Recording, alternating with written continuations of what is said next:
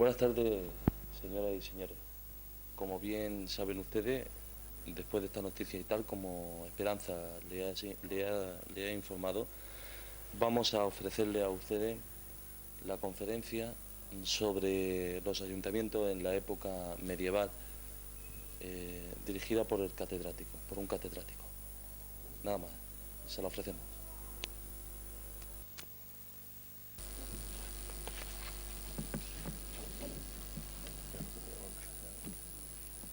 Buenas noches.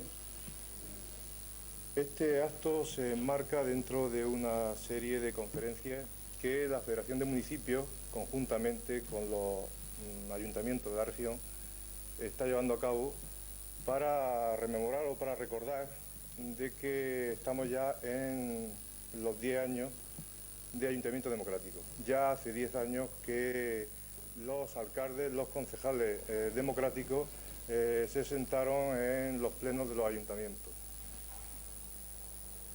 Es la labor que estos concejales y que estos alcaldes han desarrollado y han llevado a cabo. Ha sido una labor dura, una labor difícil, ya que los municipios que venían de la época de la dictadura estaban acostumbrados a ser meramente ayuntamientos administrativos. Por lo tanto, transformar eso y transformarlo desde la no experiencia de las personas que se sentaban allí era muy difícil y ha sido muy difícil. Para nosotros que ya entramos en la segunda legislatura ha sido difícil. Me supongo, por lo que me han comentado también los concejales y el alcalde que había anteriormente, que para ellos fue más difícil todavía. En los ayuntamientos en esa época, en estos 10 años, se han dado pues montones de anécdotas, ¿no? Incluso una anécdota curiosísima en la que un alcalde decía que cuando le decían que le iban a presentar una moción de censura, decía que no sabía lo que era la moción de censura, pero que por quien le venía le parecía muy difícil y muy duro y que por lo tanto no la aceptaba. Eso demuestra la inexperiencia que los ciudadanos que hemos tenido que entrar al ayuntamiento, que tomar la responsabilidad de dirigir o de llevar a cabo la gestión municipal, eso demuestra que la experiencia que se tenía o que tenemos no era muy fuerte. 10 años es muy poco tiempo, pero han servido para demostrar o para hacer ver que los pueblos, con la ilusión de sus gentes, con el esfuerzo de todos los grupos municipales, de todos los grupos políticos, de todos los partidos, sindicatos, asociaciones, los pueblos son capaces de ir cambiando, pero de ir cambiando y de ir evolucionando en base a su esfuerzo personal, sin que nadie tenga que ir dictando permanentemente lo que hay que hacer en cada momento. Por supuesto que eso, a los que tenemos la responsabilidad y a los que han tenido la responsabilidad de estar en ese periodo tan difícil y tan cambiante de la política municipal, nos ha llevado a cometer aciertos y a cometer errores. Yo creo que seguramente con el paso del tiempo se verá a lo mejor que hemos cometido más errores que aciertos, pero sobre los aciertos se ha podido evolucionar y sobre los errores se ha podido cambiar y mejorar.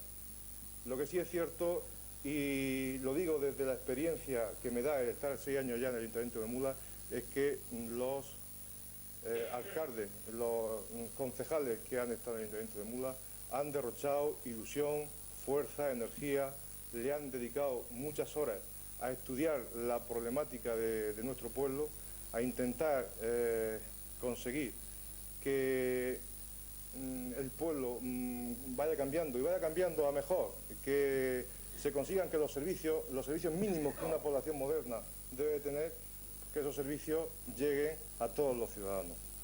Por eso, en esta conmemoración de los 10 años de Ayuntamiento Democrático, quiero desde aquí mandarle un saludo y un recuerdo muy ilusionado y muy agradecido a todos los concejales que han pasado por el Ayuntamiento de Mula en este periodo. Y por supuesto también quiero desde aquí agradecerle a los que han contribuido a la construcción de un Estado democrático, de un sistema moderno, democrático, un sistema capaz de articular fórmulas que sean capaces de ilusionar a todos los ciudadanos de Mulas. A eso, a los partidos políticos, a los sindicatos, a las asociaciones de padres, asociaciones de alumnos, asociaciones de la tercera edad. Eso es algo que nos vino de forma muy dura, que le llegó de forma muy dura a toda esta articulación democrática, pero que no hay más remedio que estar en ella, no hay más remedio que trabajar en ella si queremos que las cosas vayan saliendo tal y como uno en cada momento cree que es lo mejor, uno conjuntamente con los demás.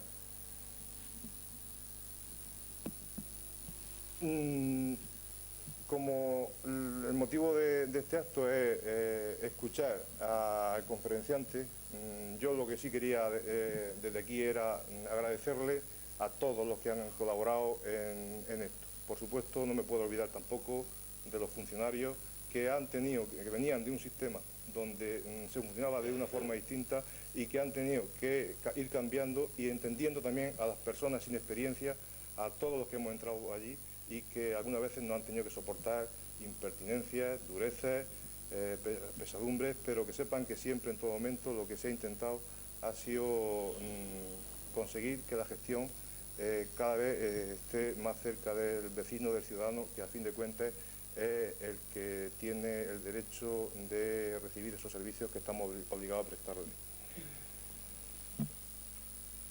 Ya voy a pasar a presentaros al conferenciante, don Ángel Luis Molina Molina, catedrático de Historia Medieval de la Universidad de Murcia, académico de número de la Academia de Alfonso X el Sabio, y su inquietud y su preocupación por hurgar en los caminos de la historia, en la historia ya pasada, le ha llevado a publicar 8 libros y 30 artículos sobre el Reino de Murcia en la Edad Media.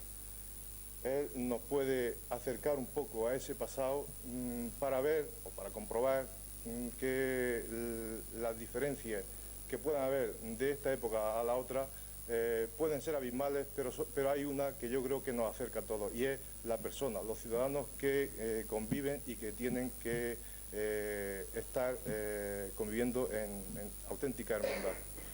Por lo tanto, paso a dejarle a él que dé su conferencia. Muchas gracias. Bueno, en primer lugar quiero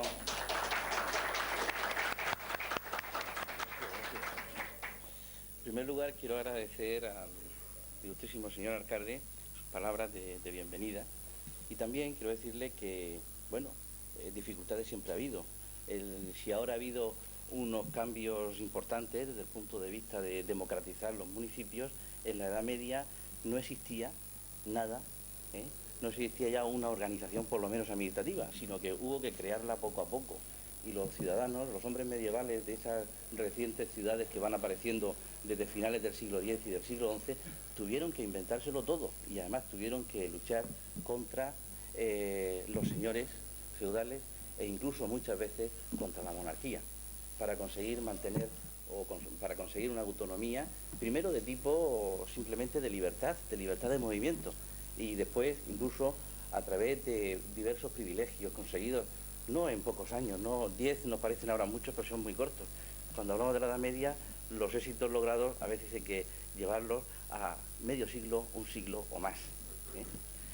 Voy a intentar, a lo largo de la conferencia, primero plantear la cuestión del municipio medieval y luego pasar a exponer pues, la evolución de un municipio medieval conocido y cercano como es el de Murcia, que es el que mejor se conoce, gracias a los esfuerzos, sobre todo, del profesor Torrefontes.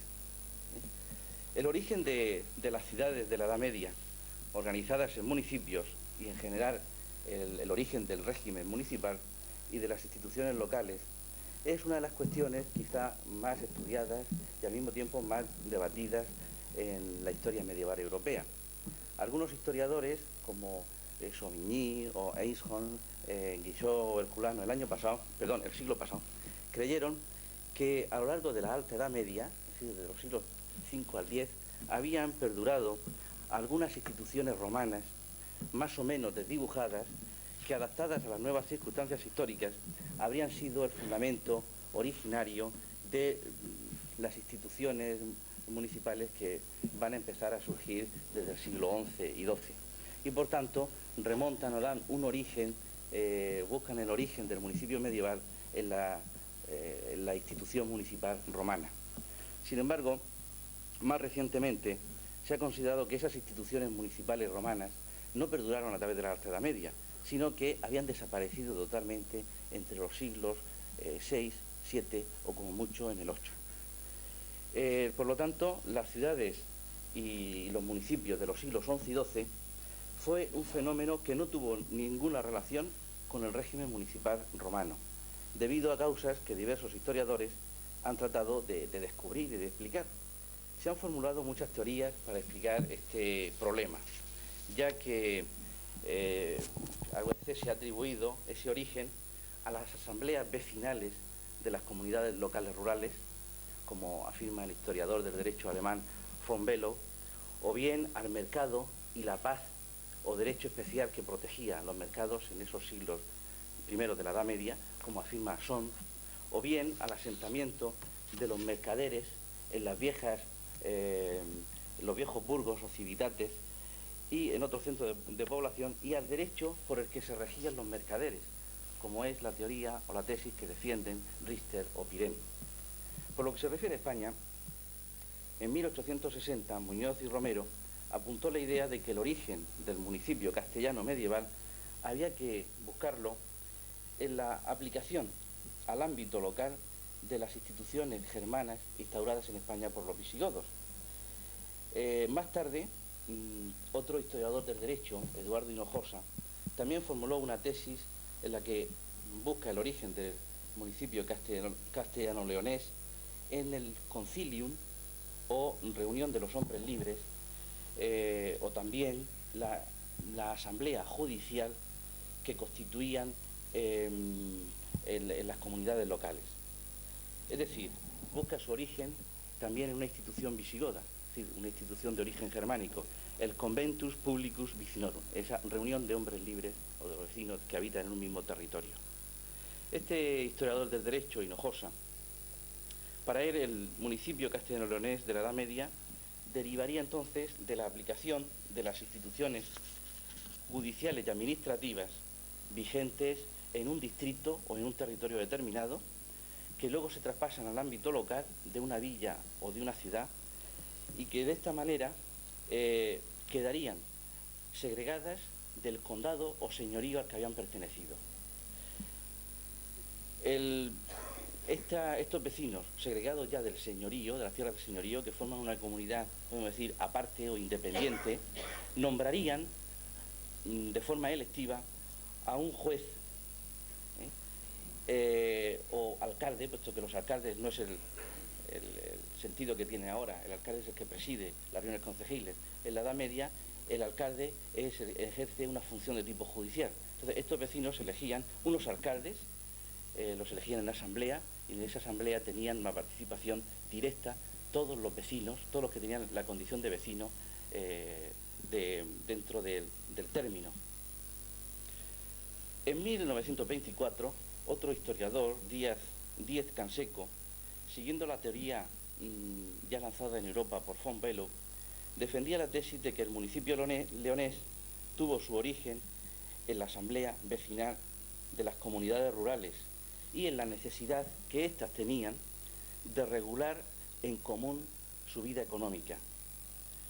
Por último, citaré a Sánchez Arbonós, ya no lo voy a cansar con más nombres, Sánchez Arbonós, que partiendo de lo ya apuntado anteriormente por Hinojosa y por Díez Canseco, cree que si poco a poco se había ido reconociendo la autonomía económica de las ciudades y de los núcleos de población rural, la necesidad de repoblar el país y de lograr el auxilio militar de los pobladores de los núcleos urbanos frente a la lucha de la reconquista contra los musulmanes, llevaría a los monarcas a reconocerles también, junto a esa organización, es decir, competencias de tipo administrativo y de tipo económico de la comunidad, le va a reconocer también una autonomía, una cierta autonomía política. Y de esta manera atribuiría a la asamblea vecinal, o lo que ya empieza a llamarse concejo, que es la castellanización de la palabra consilium latina, le va a conceder que sean ese propio concejo o asamblea quien elijan a sus propias autoridades locales. El municipio medieval fue, por tanto, el resultado de la acción de diversos factores que fueron determinando una cohesión cada vez mayor en los grupos humanos unidos por intereses y fines comunes, y que esos intereses derivan de varios hechos, entre ellos la comunidad de habitar en una misma tierra, en una misma ciudad o villa. Es decir, que hay un hecho esencial y es el que deriva de la vecindad. También esta defensa de los intereses le lleva, de los intereses económicos, se les une otra defensa común de la misma fortaleza, del mismo castillo frente a un posible enemigo exterior. En el caso de España es, claro, los musulmanes que están ahí, sobre todo en los municipios que se van fundando, ciudades que se van fundando a lo largo de la frontera. Al mismo tiempo, también el concejo tiene que regular el aprovechamiento común de los prados, de los bosques, del monte, del molino, del horno, del pozo del Asar, etc. Y, por supuesto, tiene que entender en unas cuestiones, las cuestiones que se le planteaban con la explotación agraria o la organización de la ganadería, o en los casos donde podía existir una huerta, la ordenación de los riegos, etc. E incluso tenía que entender en aquellos casos o pleitos que surgieran por cualquier tipo de cuestiones en estas competencias. Desde el punto de vista económico, pues el concejo tiene que entender también en fijar los jornales, los precios de los alimentos básicos, establecer los pesos y medidas que se utilizarán en esa ciudad o villa, etc. Pero la asamblea vecinal no solamente intervenía en esos asuntos, sino que se reunía también para otras cuestiones de representación. Por ejemplo, la declaración pública de la condición social de sus vecinos, o bien la de los privilegios, es decir, para sancionar los privilegios y exenciones que el rey les concedía, o bien, en el caso sobre todo muy frecuente en España de la repoblación, aquellos en el pacto entre el rey y los nuevos repobladores de un territorio en el que se establecen las condiciones y lo que podemos llamar es el establecimiento de un esquema de ley en el que se regulan las relaciones entre el rey o el señor y aquellas personas que acuden a poblar un nuevo territorio. Este es el fuero. También la asamblea, o este concejo, se reunía para dar validez a los actos de jurisdicción voluntaria, es decir, conocer los casos de adopción, de manumisión, etcétera, o para hacer pública toda la transmisión de la propiedad, es decir, las donaciones, las compraventas, las herencias, etcétera, o para dar autenticidad y fuerza y también eficacia en derecho a los documentos que se redactaban por orden de la asamblea o los acuerdos adoptados en la asamblea. Otros factores que también contribuyeron a la constitución de las comunidades locales como personas colectivas, como personas jurídicas, son pues la concurrencia a un mismo mercado de los vecinos de un territorio. También ese mismo mercado está sometido a unas condiciones especiales, lo que se llamaba la paz de mercado, la defensa común del territorio, los vínculos religiosos derivados de pertenecer a una misma parroquia, o bien los deberes que conjuntamente obligaban a todos los vecinos del término municipal, como es, por ejemplo, la persecución de los delincuentes dentro del término del Alfoz, es decir, o término municipal. Es decir, que no se puede aducir que el origen del municipio medieval se deba a una cuestión concreta de tipo administrativo, a una decisión política que partiera del señor o del monarca, sino que es todo un conjunto de necesidades de tipo económico, de tipo administrativo, y luego vendrían de autonomía política, pero como consecuencia también de esa cohesión entre los vecinos de un territorio que va a ser generada a través de muchos años, incluso a veces de siglos. En los orígenes del municipio de la España medieval hubieron también de ejercer su acción y muy importante, los fueros. Y junto a los fueros también las franquicias y exenciones concedidas por los reyes o los señores a esos lugares que se repoblaban de nuevo, o bien a las poblaciones o ciudades existentes anteriormente, y que todas se sometían, mejor dicho, la población toda la población de la misma se sometían a un mismo derecho, a un mismo fuero. Hay un principio ya igualatorio cuando se concede un fuero a una ciudad, y es que jurídicamente igualaba a todos los vecinos de ella. Es decir, todos los vecinos tienen un mismo estatuto, una misma jurisdicción y se regían por unas mismas leyes. No hay diferencias entre ellas. Ahora bien, no todos los que viven en una ciudad son vecinos.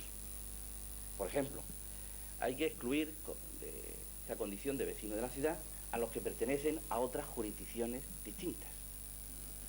Me refiero, por ejemplo, a los nobles, aunque son escasos los nobles que viven en la ciudad, por lo menos los nobles de una cierta categoría, pero sí en algunos nobles del escalón más bajo, los hidalgos, pero pertenecen a una jurisdicción especial, con lo cual no ostentan la situación de vecino, se rigen por unas leyes distintas. También a los cleros, o sea, el clero, que también tiene una jurisdicción especial que es la eclesiástica. Y en el caso de la guarnición de la fortaleza, que también se rigen por una jurisdicción especial y están única y exclusivamente bajo la jurisdicción no de los alcaldes de la ciudad, sino del alcaide o castellano, es decir, del jefe de la guarnición de la fortaleza. No obstante, en casos de que salgan de la fortaleza y que tengan alguna cuestión con los vecinos de la ciudad, entonces se someterían a la justicia ordinaria que era ejercida por los alcaldes.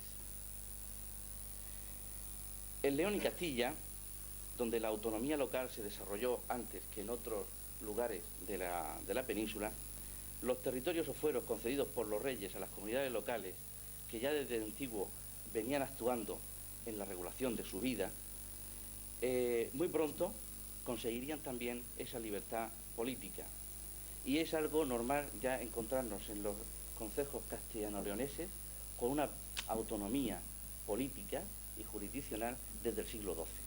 No ocurriría lo mismo en otros lugares, en otros reinos de la península, como puede ser Aragón, Navarra y sobre todo Cataluña, que por tener una situación en la que el poder de la nobleza, el poder señorial había sido mucho más acusado en los siglos anteriores, los municipios no se formarían, no alcanzarían estas autonomías locales hasta ya bien avanzado el siglo XIII. El régimen municipal no fue uniforme en todos los estados de la península. Su mayor o menor autonomía originó, por lo tanto, organizaciones municipales diversas, tanto por las competencias que tenían, como por el número de sus órganos o instituciones municipales, o incluso por el número de oficiales y magistrados que cada ciudad tenía. En primer lugar, también hay que señalar que los municipios no todos son iguales. Hay municipios urbanos con autoridad no solamente sobre la ciudad, sino sobre un extenso término municipal o alfoz, y hay otros municipios que podemos llamar rurales, que afectan a comunidades mucho más pequeñas y con una jurisdicción bastante más limitada. Expresión de la comunidad local fue, en los estados de la Reconquista, la comunidad de vecinos, que entendía en la regulación de todos los aspectos, y vuelvo a insistir más, de todos los aspectos de la vida local. Cuando a esa serie de competencias de la comunidad local se le da la jurisdicción, se convierte ya en una entidad jurídico-pública investida de jurisdicción y dotada de autonomía de gobierno. Es cuando propiamente podemos empezar a hablar del municipio. El concejo fue la reunión de todos los vecinos, en principio, y este concejo recibe el nombre de concejo abierto. Las decisiones las tomaban todos los vecinos de la ciudad, todos los hombres libres de la ciudad, en una asamblea, que generalmente, para facilitar la posibilidad de que todos acudieran, porque la asistencia era obligatoria, incluso se podía multar o poner penas a aquellos que no asistieran, Las reuniones, cuando las había, eran los domingos y siempre después de misa mayor. Hay que ver que la Iglesia, la religión, está en el centro de toda la vida medieval. Entonces, la parroquia es un centro, es un lugar de cohesión y de unión. Entonces, el momento más apropiado para que acudiera el mayor número posible de vecinos es un domingo, que nadie realiza ningún trabajo, puesto que así estaba prescrito por la Iglesia, es el día de descanso, pero además después de acudir al cumplimiento dominical. Y por lo tanto, después de misa mayor, en un lugar amplio, generalmente abierto, se celebraba esa asamblea de todos los vecinos.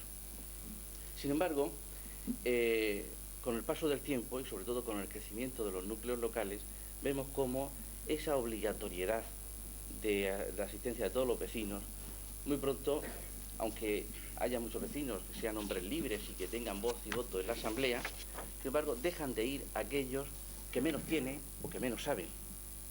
Y se va convirtiendo en unas reuniones más reducidas de los vecinos que forman o que conforman lo que podemos llamar los grupos sociales más elevados dentro de la sociedad urbana o de la villa.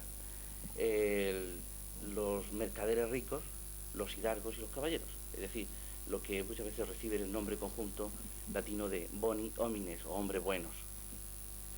El concejo, así compuesto, muy pronto no solamente se reunían y adoptaban acuerdos, sino que muy pronto se vio la necesidad de que, bueno, que la asamblea se reunía, trataba los asuntos,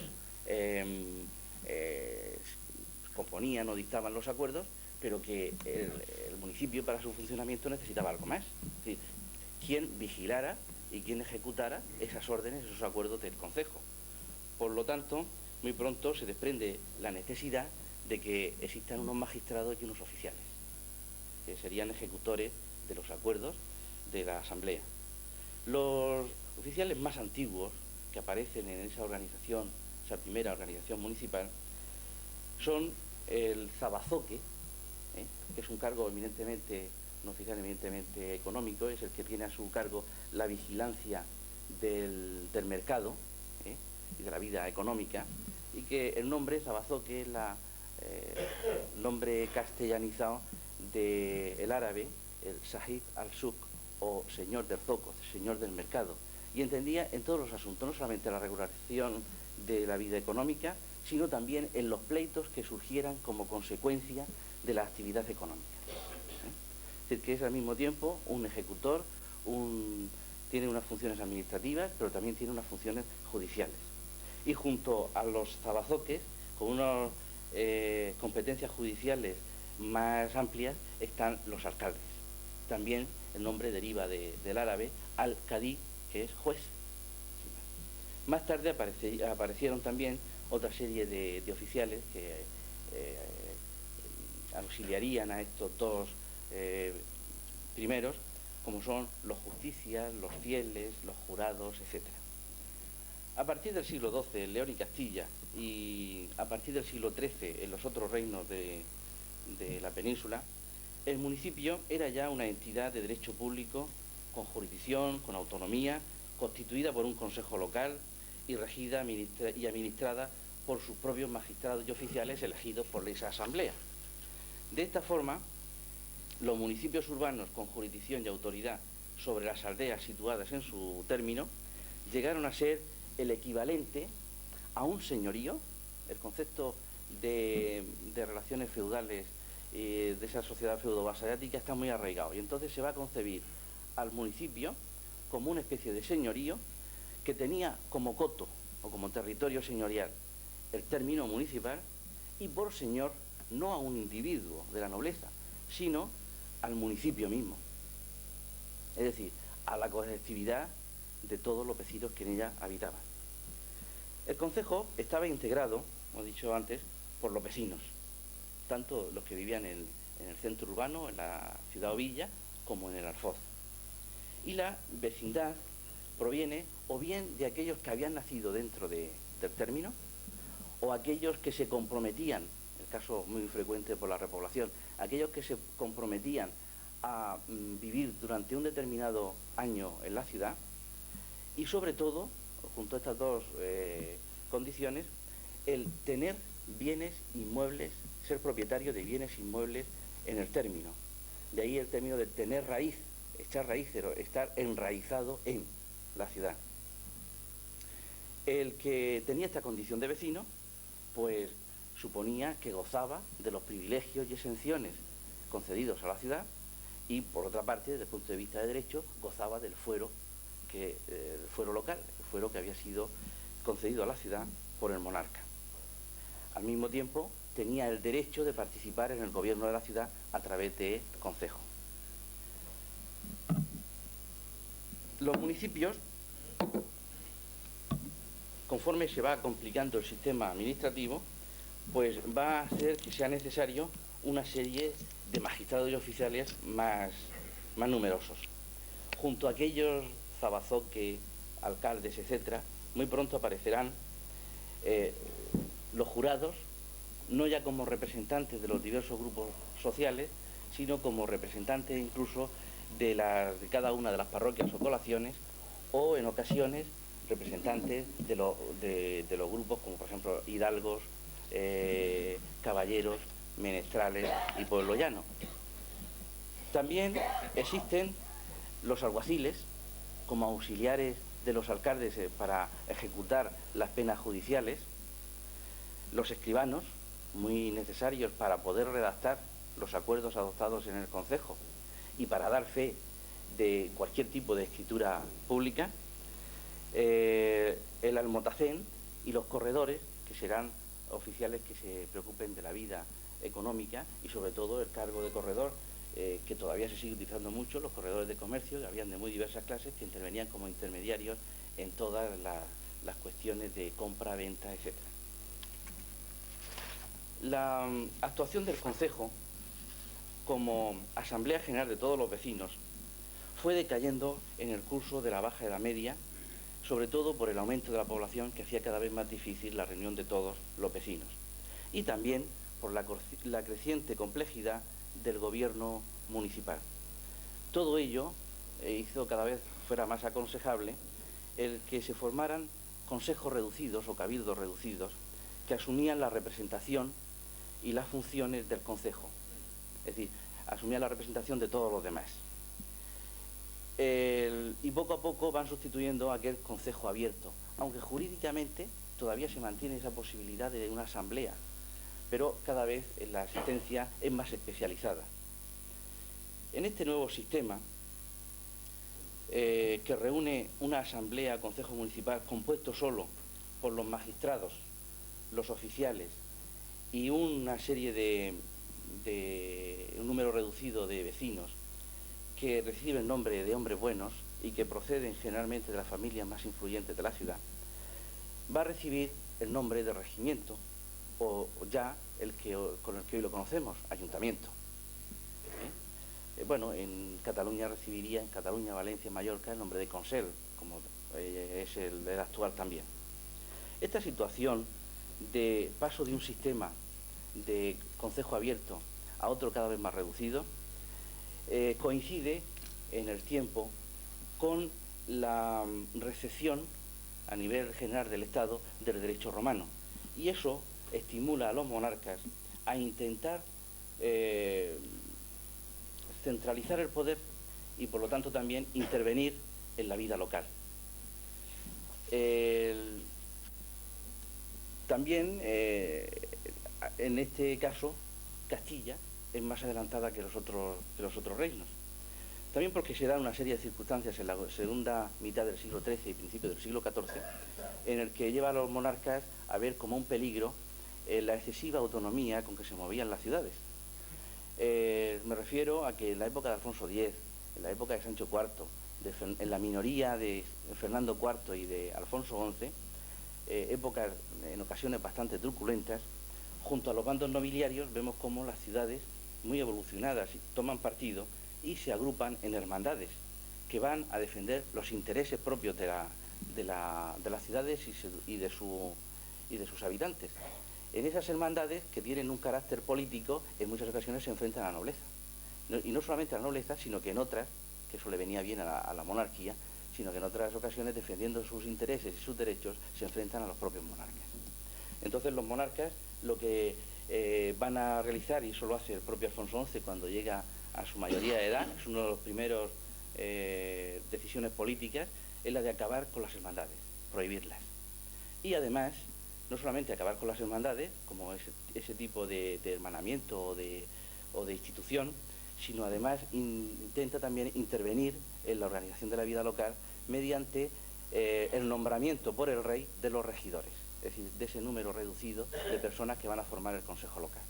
Con lo cual conseguía nombrar personas adictas a la monarquía y domesticar los consejos, es decir, acabar un poco con la democracia concejil de los primeros momentos. En un primer momento, pues además es Alfonso XI, cuando cumple los 14 años, es declarado mayor de edad en las Cortes de 1325, y en el mismo año, en 1325, vemos cómo ya ordena a las ciudades reducir el número, e incluso intenta no solamente reducir el número, sino intenta nombrar a algunos miembros del Consejo.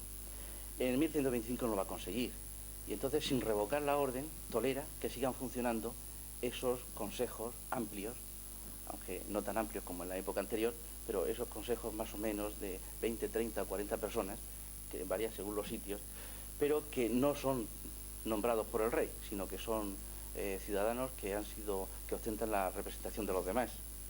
Pero a partir de 1333, las órdenes del monarca y la imposición del monarca en la vida local es cada vez mayor. Y esa situación llega a su punto culminante en el ordenamiento de las Cortes de Alcalá de 1348, en que viene a ser la consagración de ese sistema que empieza a llamarse ya Concejo Cerrado. Los regidores, según este ordenamiento de 1348, serían nombrados por el rey y además tendrían carácter vitalicio, es decir, únicamente la decisión real podía cesarlos. El envío, o sea, facultaba también al monarca para enviar, cuando lo creyera oportuno, a las ciudades una serie de inspectores o jueces.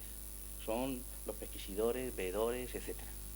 También en estas Cortes de Alcalá de 1348 se creaba la figura o institución del corregidor, que venía a ser un representante del poder real en la ciudad y que además presidiría las reuniones concejiles. Si bien es verdad que Alfonso XI, además murió en 1350, apenas se llegó a nombrar corregidores, los monarcas siguientes, Pedro I tampoco llega a nombrar ninguno, pero a partir de Enrique II esta institución se pone en vigor. Y en una primera fase los monarcas solamente nombraban corregidores en aquellas ciudades en que recelaban de su fidelidad a la monarquía. Luego vemos que ya a lo largo del siglo XV es un sistema que se va generalizando y casi todas las ciudades importantes tienen un corregidor. Como ejemplo de municipio, y como evolución del municipio, en la Baja Edad Media, pues vamos a ver el caso murciano. El Reino de Murcia se incorpora a la Corona de Castilla a mediados del siglo XIII, pero se incorpora en dos fases tan separadas cronológicamente y que, por lo tanto, tienen unas consecuencias desiguales. En la primera fase, la 1243-45, el infante don Alfonso impone su soberanía bajo dos conceptos totalmente distintos. Por una parte, se impone un protectorado castellano en aquellas ciudades que aceptan el Tratado de Alcaraz, es decir, un pacto firmado entre el rey musulmán Injud y el infante don Alfonso. En este pacto, pues, se establecía un protectorado, no la soberanía total, sino un protectorado de Castilla sobre el Reino de Murcia, en el que significaba la entrega de las fortalezas o castillos a las tropas cristianas, la entrega también de la mitad de la renta, la mitad de los impuestos cobrados, y por supuesto también las relaciones exteriores del Reino de Murcia quedaban en manos de Castilla. Pero las autoridades musulmanas seguían gobernando el territorio, las ciudades, etcétera, y existe pues el mismo régimen anterior, es decir, el sistema musulmán. Ahora bien, también se aplica en algunas ocasiones el derecho de conquista, es decir, todas aquellas ciudades en que no aceptan las capitulaciones de Alcaraz. Entonces, la población musulmana es expulsada de las ciudades, se produce el asentamiento castellano, es decir, la primera repoblación, y además se adopta un sistema administrativo similar al que existe en el resto del territorio castellano. Eso sucede con 3 ciudades dentro del Reino de Murcia. Los que se resisten son Mula, Lorca y Cartagena. En la segunda fase, que se inicia a partir de 1266, después de una sublevación mudéjar y que por lo tanto tienen que ser sometidos por las armas, y entonces todo lo pactado en Alcaraz queda sin efecto. La autoridad castellana entonces se aplica a toda la extensión del Reino de Murcia. Por lo tanto, el dominio castellano, la soberanía castellana es total y se empieza de nuevo. Las 3 plazas que antes hemos citado, la de Lorca, Mula y Cartagena, que fueron conquistadas en 1244 Mula y Lorca y en 1245 Cartagena, en esa primera fase, muy pronto, unos meses después de la conquista, para su organización se les otorga un fuero. En este caso es el fuero de Córdoba, que es la última gran ciudad que ha sido incorporada a Castilla. Bueno, muy recientemente, me lo acaba de enseñar el alcalde hace un rato en el ayuntamiento, se ha recuperado el fuero de Córdoba, el documento del privilegio de la concesión del fuero de Córdoba a Mula. O sea que está aquí en el ayuntamiento ese pergamino. Bueno, pues en Cartagena se concede en el año 46, en Lorca y Mula, pues en el año 45 se le da este privilegio. En la segunda fase, el fuero que se concede a todas las ciudades del Reino de Murcia es el fuero de Sevilla, que es, bueno, pues ha pasado, Sevilla se conquista en 1248 y el mismo fuero de Córdoba, adaptado a las nuevas circunstancias, pues ahora se concede a Sevilla, hay unas modificaciones y a partir de ese momento, pues lo que se concede a una ciudad pues es el fuero de Sevilla. Y a las poblaciones que tardan más tiempo en darse dentro del Reino de Murcia, que tardan más tiempo en concederles este privilegio o fuero, pues lo vemos como aparece como fuero de Murcia. Es decir, que los fueros son muy pocos, se van adaptando a las nuevas circunstancias, añadiendo, quitándole algunas cosas, y entonces reciben el nombre de la última ciudad a la que se le ha concedido. La organización local que hace acto de presencia en los primeros momentos de la sumisión y conquista del Reino de Murcia responde a los modelos que estaban vigentes en la Corona de Castilla. Así, tras la ocupación de Mula, como hemos dicho, en 1244, pues según el fuero que se le concede, se nombran como miembros rectores de la ciudad 2 alcaldes, uno por el Estado Noble, es decir, uno para que juzgue a los hidalgos y otro para el Estado Llano. Se nombran 3 regidores, un jurado y 2 alguaciles. Otro tanto ocurrirá en Cartagena, el fuero que se le otorga en el año 46, en el que se dice que tiene que nombrarse un juez, 4 alcaldes, un escribano y un almotacén. Estos oficios tenían un carácter anual y se elegían cada año. Es decir, no tenían un carácter, por supuesto, todavía vitalicio. Pero vamos a centrarnos sobre todo en el concejo que mejor se conoce y que más ha sido estudiado, que es el de la capital del reino, el de Murcia. Dejando al margen un posible embrión de organización concejil que se establece en el año 43, después de los acuerdos del Pacto de Alcaraz, en el que hay una población castellana que se va a asentar no dentro de la ciudad, puesto que la ciudad sigue estando bajo la autoridad musulmana, sino en un arrabal, en el arrabal de la Risaca. Bueno, pues allí hay quizá un embrionario, una cierta organización, pero dejando aparte eso, puesto que no hay un concejo, un municipio una organización municipal clara. Después del sometimiento de los mudéjares en el año 1166, será cuando se constituye un auténtico concejo. En él se nombran como órganos rectores de la comunidad local 2 jueces, un justicia, un almotacén y unos jurados. Al principio no se dice cuántos, qué número, pero unos años después, en el 78, se dice que son 6, 2 por los hidalgos, 2 por los ciudadanos y 2 por los menestrales.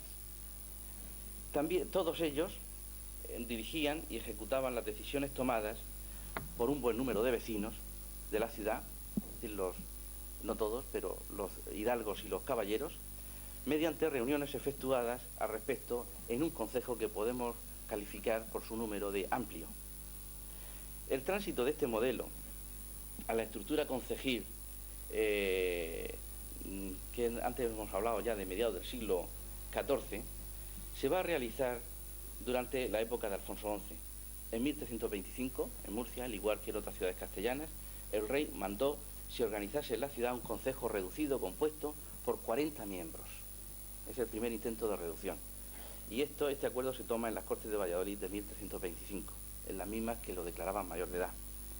La ciudad, afectada a los privilegios otorgados por Alfonso X, se niega a cumplir la orden del monarca y durante algunos años, durante 8 años, el monarca tiene, para evitar alteraciones de orden público, tiene que tolerar que siga funcionando el concejo anterior, concejo amplio. Pero en 1333, Alfonso XI vuelve de nuevo a ordenar que se proceda a la constitución de un concejo reducido que estaría compuesto por los alcaldes, el alguacil, el almotacén, los jurados y un órgano colectivo integrado por 24 hombres buenos. Ya en la segunda intentona, 8 años después, el monarca es más fuerte, ha conseguido ya someter a la nobleza y entonces va a centrar su interés sobre todo en controlar las autonomías locales. Si antes había dicho de 40, ahora es más tajante, 24. 12 en representación de los caballeros e hidalgos y otros 12 en representación de los ciudadanos. Aunque tampoco la nueva fórmula fue del agrado de la ciudad, esta tuvo que ceder ante la orden real. A pesar de ello, la ciudad intenta, al año siguiente, ampliar la composición del concejo y propondrá al monarca una representación de 60 miembros, 24 por los caballeros, 24 por los ciudadanos y 12 por los menestrales. La propuesta no fue aceptada, pero se consigue que el rey eleve el número de 24 a 30. Es decir, el rey le parece bien el que los menestrales también deban estar representados en el concejo y entonces concede que se amplíe en 6 el número para que representen a los menestrales. El concejo se mantiene, así concebido, se mantiene hasta los años finales del reinado, es decir, un concejo de 30 regidores. En cualquier caso, el intervencionismo real se acentúa mediante la participación directa del rey en el nombramiento de los miembros del concejo. En 1336, el rey llega a nombrar incluso, no solamente ya a los regidores, sino a los alcaldes ordinarios. Y también, pocos años después, nombra al alcalde de las causas entre cristianos y judíos y también nombra el rey al alguacil. En 1337, dichos nombramientos se amplían al nombramiento por el rey del almotacén y al nombramiento por el rey de los 6 jurados. Es decir, el intervencionismo, la sujeción del régimen municipal a la monarquía es un camino ya imparable. A finales del reinado de Alfonso XI es cuando, de una manera ya general, no solamente para Murcia, sino para todo el reino, se impone el ordenamiento de Alcalá de 1348. Supone nuevos mecanismos en manos de la monarquía para controlar los concejos. Durante el reinado de Pedro I puede decirse que se consolida las decisiones del ordenamiento de Alcalá. Incluso es más, antes de morir Alfonso XI se había llegado a la reducción todavía mayor del número de 30 hasta 13 hombres buenos, un concejo formado por 13 hombres buenos. Y Pedro I lo mantiene este número durante los primeros años de su reinado. Luego aceptaría, en 1352, el que se forme un concejo de 40, pero ojo, no 40, una asamblea de 40 hombres buenos, sino que acepta la idea, ya que los regidores no cobraban ningún sueldo, ningún salario por gobernar la ciudad. Entonces se produce que estos hombres buenos, hidalgos o burgueses ricos, el dedicarse a los asuntos de la ciudad, eso venía a ser a veces una carga que impedía la dedicación a sus negocios. Y entonces acepta que se nombre un concejo de 40, pero que cada año sean 10 los que ejerzan el gobierno. Por lo tanto, se establece un turno rotatorio de 4 años. Cada 4 años vuelven los mismos 10. Pero el sistema se establece durante unos años y luego se vuelve otra vez al concejo de 13 hombres buenos. En el año 57, es decir, que durante 4 o 5 años se mantiene, es decir, durante una tanda se mantiene, pero luego se vuelve al concejo reducido. Enrique II introduciría algunos cambios también, es decir, son los primeros vaivenes de esa organización concejil, que depende del monarca, introduce algunos cambios en lo que respecta al número de regidores. 40 va a ser el número fijado por Enrique II, 4 por cada una de las parroquias, excepto las de los arrabales, que tendrían 2, que entonces la suma son 11 parroquias las que tiene Murcia, como hay 2 arrabales, entonces es como si fueran 10, es decir, justo el número de 40. Esta reforma duraría hasta el año 1399, en que bajo el reinado de Enrique III se producirá un nuevo cambio. Es el introducido por el corregidor Pedro Sánchez y tiene como finalidad pacificar la ciudad después de una serie de luchas internas en la ciudad, de guerra civil entre 2 bandos, el de los Manueles y el de los Fajardos, que se disputan la hegemonía en la ciudad. Este concejo, ideado por el corregidor, es un concejo de 108 miembros, pero tomados por igual de hombres buenos, partidarios de la familia Manuel o de la familia Fajardo, y que se turnarían en el gobierno de la ciudad de 18 en 18, formando por lo tanto un periodo de 6 años, es decir, se irían turnando 18. Ya la reforma definitiva, en lo que se refiere al cambio de los regidores, es la introducida por Juan II, en el que ya queda hasta el final de la Edad Media, e incluso pasa al siglo XVI, el número de 16 miembros del concejo. En este mismo monarca, Juan II, va a fijar el número de jurados en 21.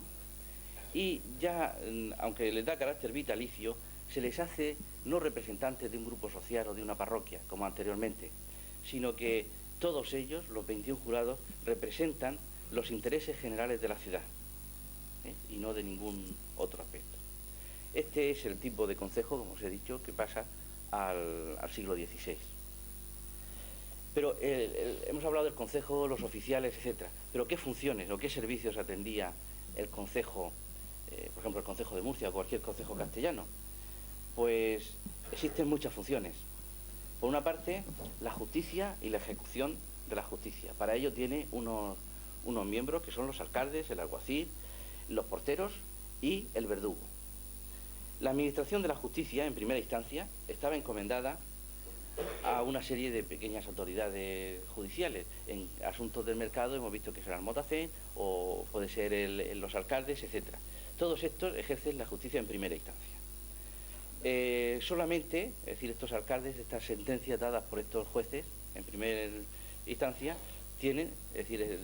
permiten una apelación, en algunos casos graves, al adelantado, que es el que nombra a los jueces de la segunda y tercera instancia, y posteriormente incluso pueden llegar al Tribunal Real de Justicia. Luego ya desde Enrique II, que crea la audiencia, pues a la audiencia. lo que hoy llamaríamos el Tribunal Supremo.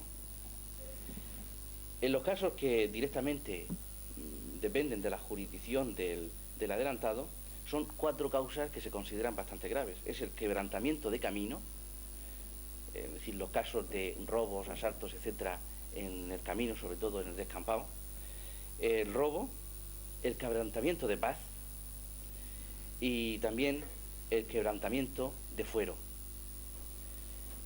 Entonces es el adelantado en el que tiene plena jurisdicción sobre estos 4 casos. Luego se vuelve a añadir uno más, es el quebrantamiento, la violación de una mujer fuera del ámbito urbano, es decir, en los caminos o en el descampado.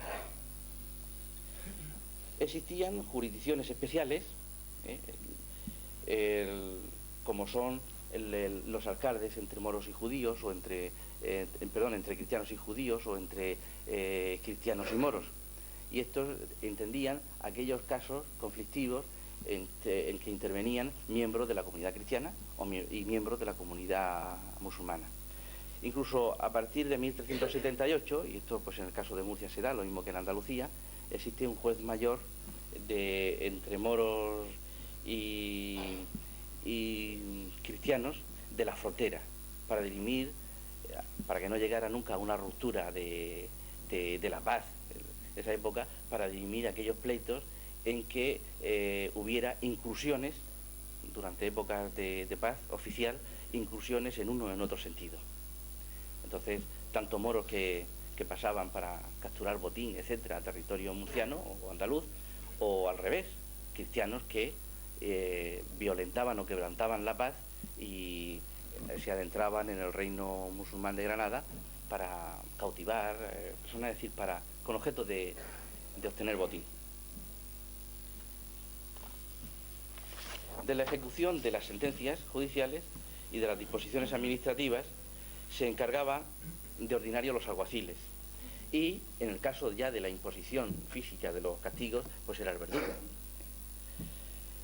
Otra función, otro servicio, era la vigilancia y la defensa. Es decir, cada concejo cada ciudad tiene la obligación de defenderse. Por lo tanto, junto a esa condición de vecinos, todos los habitantes tienen sus obligaciones militares y están encuadrados bien entre el grupo de los caballeros. Aquellos que tenían más de una determinada cuantía de bienes están obligados a mantener caballos y armas, y en caso de guerra acudir con ellas a defender la ciudad, el término concejil. O aquellos que tenían bienes más menguados, pues estaban obligados a tener unas armas adecuadas a al grupo social al que pertenecían, pero también estaban encuadrados entonces en el grupo de los peones. Al frente de todos ellos, pues existía un oficial nombrado por el concejo, que en las ocasiones era un regidor, el alguacil mayor, o bien existe también el cargo de alférez. En época de paz, pues existen también un sistema de vigilancia, dado no solamente por los castillos, sino una serie de torres o atalayas, y además pues una serie de oficiales, atajadores, escuchas, vigías, etcétera. Otro servicio que corría a cargo del concejo era la inspección de la actividad económica, y eso corría a cargo, ya lo hemos dicho antes, no pienso insistir porque no quiero alargarme más, de la almotación y de los corredores.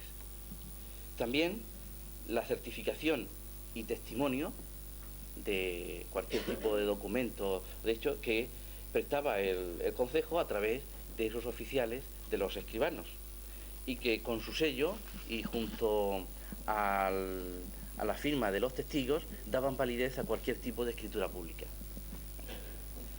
La representación ejercida a través de procuradores y de abogados, el concejo, por supuesto, tiene la representación de toda la ciudad, y además esto no solamente lo ejerce ante el exterior, sino que tiene que enviar procuradores, generalmente 1 o 2, en el que acudan a las Cortes Generales del Reino o a aquellos actos de gran solemnidad, como la jura del heredero o la toma de posesión, es decir, de la subida al trono de un nuevo monarca, etcétera. Pero también tiene otros, dentro de este apartado de representación, otros oficiales, otros representantes especializados, que son los abogados. para recurrir ante el Tribunal de la Cancillería Real en cualquier momento en que la ciudad tiene un pleito. Y esto ocurre muchas veces, sobre todo en las cuestiones de límites entre un municipio y otro, o bien entre algunos señores y la propia ciudad, en que, bueno, pues a veces transgreden y pretenden apropiarse de bienes que son del municipio para aumentar su territorio. En el caso de Murcia, pues también existe la preocupación y la vigilancia y también el ejercicio de una cierta justicia menor que representa la organización de la huerta. Y existen unos alcaldes de la huerta y unos sobreasequieros que entienden en todas las cuestiones que surjan por la organización de los riegos, es decir, la distribución de los aguas entre los hacendados de la huerta, y por supuesto tienen plena autoridad y autonomía en la resolución de los litigios por ellos planteados. Además de que tiene otras misiones, como el mantener que se hagan las mondas en el momento preciso para que el sistema de riego, es decir, las acequias, etcétera, estén en perfectas condiciones. Lo que podemos llamar la información la ejerce el concejo a través de los pregoneros, los andadores y los mensajeros. El pregonero es el que recorría las plazas y las calles más frecuentadas de la ciudad para hacer conocer a los vecinos de la misma las decisiones y los acuerdos del concejo. Pero cuando esa información interesa que llegue a puntos más alejados de lo que es la ciudad, pues entonces, si no es demasiado alejado, están los andadores. Es decir, un señor que andando llegaba a ese lugar llevando el pergamino o el papel con las decisiones o esas comunicaciones del concejo. Ahora, si eran sitios más alejados, entonces ya se nombra un mensajero, y son frecuentes los mensajeros que se nombran, pues sobre todo cuando tienen que comunicar algo a la corte o al señor de Villena o a otro reino, como por ejemplo puede ser a las autoridades de Orihuela o de Valencia, etcétera. Otros oficios del concejo, pues son los maestros de gramática. El concejo se preocupa un poco de la cultura y entonces tiene a su cargo pagar una subvención a uno o más maestros de gramática para que, pues aprender a leer y a escribir es algo que cada vez va siendo más normal en la Baja Edad Media en los habitantes de las ciudades. También necesita de unos traductores, sobre todo traductores de cartas, para aquellos documentos que le llegan en latín, o bien aquellos documentos que por sus relaciones con el vecino reino de Granada, pues tienen que traducirlos del árabe. Junto a eso, pues también se preocupa de la sanidad, y el concejo pues tiene que pagar o mantener a unos físicos o cirujanos, o en ocasiones de litigios o cuando hay algún problema y tal, existen unos oficiales, los sogueadores, para medir la propiedad y dar la razón a uno u otro cuando hay una reclamación de límites. Por último, nos resta hablar, dentro de la estructura del concejo, de la hacienda concejil. Voy a hacer muy brevemente. El establecimiento de los concejos, que por una parte hemos dicho que tiene una serie de competencias, que tienen una autonomía política, etcétera, pero también tienen unas necesidades económicas, unos gastos y unos ingresos. Tienen que vivir y tienen que organizarse, pues cobrando unos impuestos, como siempre, como hoy, ¿no? Estos concejos tienen dos formas de surtir sus haciendas, las arcas municipales. Unos recursos son de tipo, podemos llamar de tipo ordinario, que proceden de las rentas que producen los propios del ayuntamiento, y también de una serie de rentas que podríamos sintetizar en el cobro de unos impuestos más o menos pequeños, como algunos son directos que se cobran sobre el consumo, como puede ser por ejemplo la alcabala, o otros que pueden ser impuestos sobre el tráfico de mercancías, los famosos peajes, que son los portazgos, pontazgos, etcétera. También, pues, la vecindad, que una persona que va a vivir en la ciudad y adquiere la vecindad también se recarga con un impuesto concreto, o bien las mandas testamentarias, o el impuesto sobre el juego, la transfurería, o bien, las multas impuestas por la infracción de los acuerdos municipales. Otros recursos son extraordinarios, que es cuando las arcas municipales están exhaustas y hay que hacer frente a algún gasto, pues entonces se recurre, si hay déficit económico, pues se recurre a un impuesto extraordinario, que generalmente lo más frecuente son las derramas. Tanto dinero se necesita, pues se reparte proporcionalmente según los bienes de cada vecino y tocan a tantos maravedís por familia, por cabeza. Este es el sistema más frecuente. Muchas veces cuando la necesidad, es decir, la cantidad que se necesita no es excesiva, pues entonces las derramas son parciales, es decir, solamente afecta a los que tienen más de una determinada renta. La administración y gestión de la hacienda municipal corre a cargo del jurado clavario, y luego a partir del siglo XV, que oficial se llama mayordomo, que es el que anotaba en un libro de contabilidad pues todos los ingresos, y también anotaba en ese libro todos los gastos, y que en ese anotaba cuando era el gasto realizado, la fecha en que se realiza y al acreedor, es decir, que se le haya efectuado el pago. Y hay una serie de otros impuestos o de otros gravámenes del concejo que no están incluidos y que no pasan por esta organización hacendística. Y es cuando muchas veces se impone una determinada multa por alguna cosa, en el mismo acuerdo de imposición de las penas a aquellos que incumplan de una cuestión determinada, pues se dice que la multa, es decir, el importe de la multa sea destinada para tal fin. Entonces no pasa por el ayuntamiento, sino que directamente se le encarga, por ejemplo, el caso de que se destine para la reparación de las murallas de la ciudad, pues rápidamente se le da a un empleado del concejo, el que tiene a su cargo la reparación de los muros de la ciudad, y allí no hay mayor contabilidad del mismo, sino que es un pago que se le hace a la persona que se debe entregar. Y de esto pues hay casos como son, por ejemplo, los cesos cobrados por la explotación de las tierras comunales, pues eso va destinado también a unos fines concretos, ya no pasan a través del mayordomo.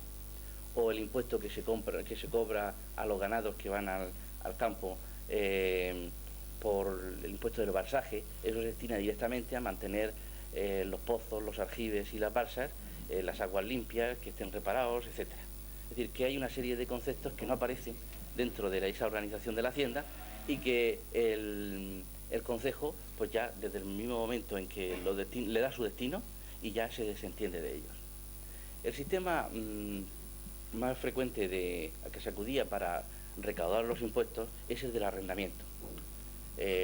Las rentas normales, es decir, los impuestos ordinarios, cada año se sacaban a públicas subastas y aquel que más daba por el arrendamiento del impuesto del almojarifazgo o del almotacenazgo o de cualquiera de ellos, el que más daba es el que se lo quedaba para recaudarlo. ¿Qué ocurre así? Bueno, pues se puede pensar que el ayuntamiento dejaba de cobrar, perdía dinero, pero era mucho más fácil, porque ahorraba, digamos, en personal. Ya el que había pujado por él, se lo había quedado, tenía que encargárselas de cobrarlo, aunque el alguacil y tal estará a su disposición para aquellos que no quieran eludir esa obligación. Pero el concejo tenía la cantidad que había pujado por ella, lo tenía sin preocuparse de más. Es decir, lo que por un lado podía perder, lo ganaba en el sentido de que tenía el dinero en unos plazos, generalmente era por tercios, es decir, cada 4 meses, y se le daba la cantidad que había prometido en ese momento. Bueno, pues yo termino aquí y ahora si alguno de ustedes quiere hacer alguna pregunta, pues establecemos un coloquio.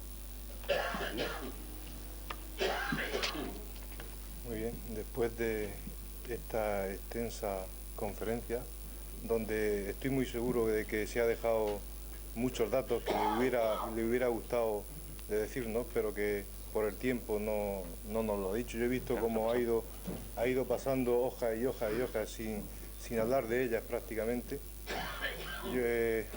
Yo creo que después de esto, pues si hay alguna cosa que os interese preguntar, alguna aclaración o alguna duda o algo que podáis aportar, sería conveniente que lo hicierais. No obstante, yo quiero preguntarle, ya que ha hecho referencia a la relación que había en esa época, en la Edad Media, la relación que tenía el alcalde en su labor de alcalde y juez, quiero comunicarle que, bueno, por lo que yo estoy viviendo ahora en el ayuntamiento, todavía esa cultura o esa forma de administrarse en esa época, todavía el ciudadano en parte la sigue manteniendo, porque muchas veces cuando se acerca a ver al alcalde, lo que quieren también es que intervenga desde una labor también de juez. Entonces, me gustaría que abundara un poco en esa parcela. Bueno, ahora, efectivamente, muchas veces se va a ver al alcalde para que le dé la razón a uno u otro y que intervenga, pero más que nada como hombre bueno, porque no tiene poder judicial, no puede dictar una sentencia. En la Edad Media lo que ocurre es que los alcaldes, la única misión era el ejercer la justicia, es decir, el juzgar, es decir, eran jueces.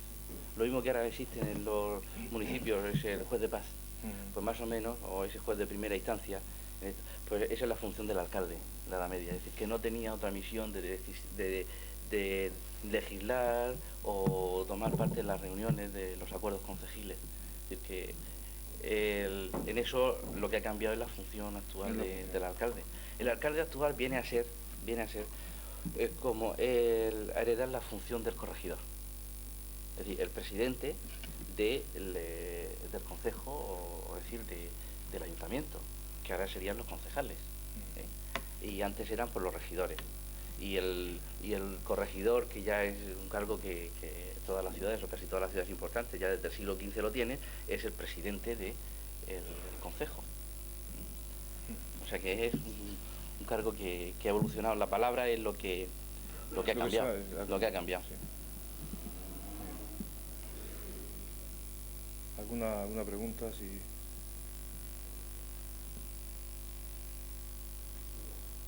Muy bien, pues yo creo que han quedado aclaradas todas las dudas, ¿no?, que puedan tener. Por lo tanto, muchas gracias por haber venido. O he sido muy claro, o los ha aburrido demasiado y ya están deseando irse. Muy bien, muchas gracias por venir a este acto. Nada, bien.